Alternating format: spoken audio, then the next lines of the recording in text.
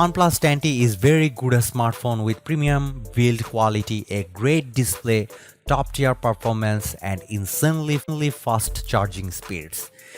At $650, it's also one of the best value high-end smartphones with Qualcomm's powerful and power-efficient Snapdragon 8 Plus Zen 1 chipset. It's the first time a OnePlus T phone is being sold alongside the older model while also bearing a near identical design, but the two phones have quite a lot of differences under their hoods.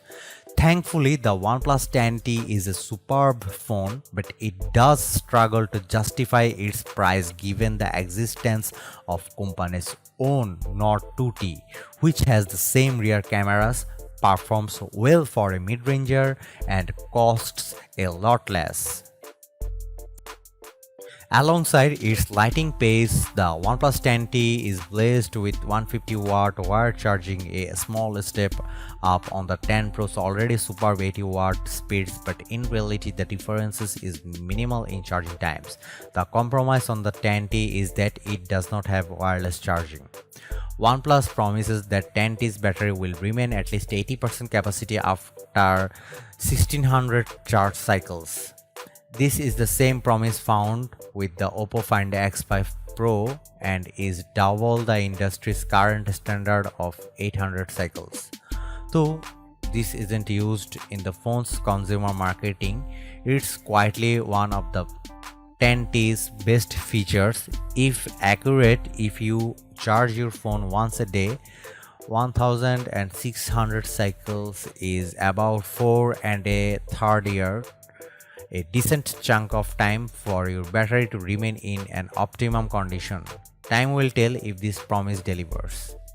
Charging itself is close to magic, with two 2400 mAh batteries able to charge safely together at this high speed for a total 4800 mAh capacity. I plugged in with the phone to 0% and it charged to 88% in 15 minutes. The second time I did this, it only got 65% in that time but was at 100% by 23 minutes. That's insanely good either way, and meant I only charged the phone when I needed to do in very short windows of time. Overnight charging is a thing of the past here, and OnePlus says it has improved the cooling tech inside the phone to make sure it doesn't charge hot.